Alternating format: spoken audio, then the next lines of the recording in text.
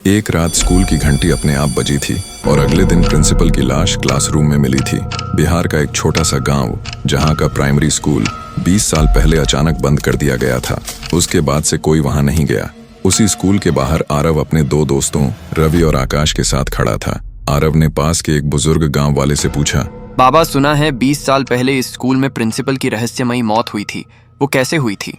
बेटा, किसी को नहीं पता। बस इतना जानते हैं कि उस रात घंटी अपने आप बजी थी और सुबह प्रिंसिपल की लाश मिली थी। स्कूल के अंदर किसी की भी हिम्मत नहीं हुई झांकने की। जो गया वो लौटा नहीं। आरव चुप रहा, फिर अपने दोस्तों की तरफ देखा और बोला, हमें आज रात अंदर जाना होगा, सच्चाई का पता लगाना होगा। रवि घबरा गया। पागल हो गया है क्या? 20 साल पुरानी बात और तू जान जोखिम में डालना चाहता है?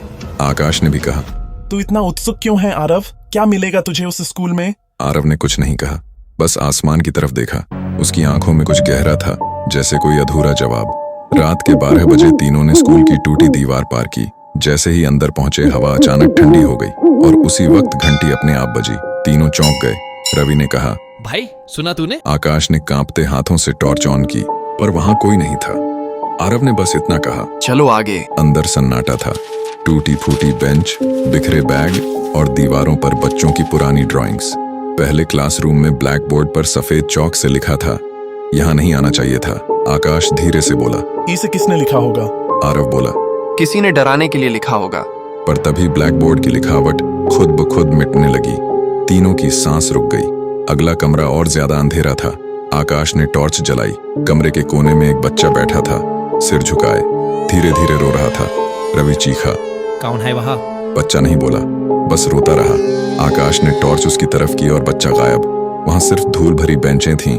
रवि और आकाश डर से पीछे हटे, पर आरव ने कहा, शांत रहो, कुछ नहीं है यहाँ। लेकिन उसकी आवाज भी कांप रही थी। धीरे धीरे वो स्टाफ रूम तक पहुंचे। अंदर कुर्सी उल्टी पड़ी थी, टेबलों पर पुराने रजिस्टर रखे थे और एक एक करके उन्होंने देखा। 4 कुर्सियों पर 4 कंकाल बैठे थे। तीनों के चेहरे सफेद पड़ गए। रवि ने कहा, बस बहुत हुआ आरव, अब वापस चलते हैं। लेकिन आरव की नजर एक टेबल पर गई। वहां जंग लगी नेम प्लेट पड़ी थी। वो धीरे से बोला, हम प्रिंसिपल रूम में चलेंगे। आकाश ने गुस्से से कहा, तू जिद्दी है आरव, अपने साथ साथ हमारी भी जान दांव पे लगा रहा है। तभी आरव ने कहा, वो प्रिंसिपल कोई और नहीं, मेरे पापा थे।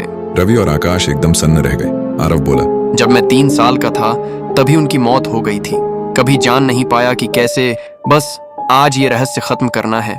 तीनों अब प्रिंसिपल रूम के दरवाजे पर थे। आरव ने हैंडल पकड़ा। जैसे ही दरवाजा खोला, घंटी अपने आप बज उठी। पूरे स्कूल में गूंज भर गई। अंदर का नजारा देख तीनों जड़ हो गए। फर्श पर नींबू, इंसानी हड्डी, खोपड़ी, लाल गुलाल और जलते दीपक रखे थे।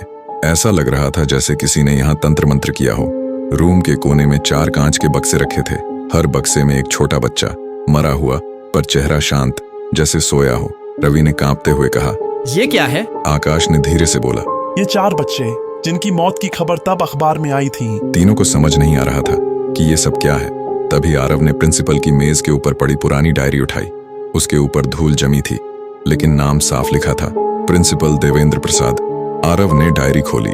जैसे ही पन्ने पलटे, घंटी फिर से बजने लगी। डायरी में लिखा था, मेरा बेटा आरव 3 साल का है। उसे ऐसी बीमारी है जिसका कोई इलाज नहीं। मैंने एक पुरानी शापित किताब में एक उपाय पढ़ा है, 4 मासूम आत्माओं का बलिदान, तभी बेटे की जान बचेगी। शायद ये पाप है, पर पिता हूं, क्या करूं? आरव के हाथ कांप गए। उसने नीचे पढ़ा, अगर अनुष्ठान कभी दोबारा खोला गया तो वो 4 आत्माएं लौट आएंगी।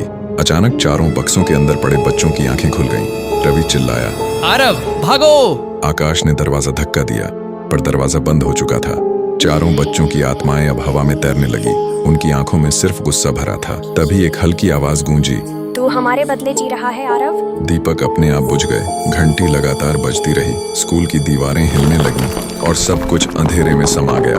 अगली सुबह गांव वाले स्कूल के बाहर जमा थे।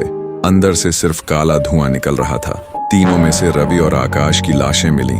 आरव कहीं नहीं मिला और ना ये पता चला कि प्रिंसिपल की मौत कैसे हुआ था। मोहिनी पार्ट 3 देखना मत भूलना।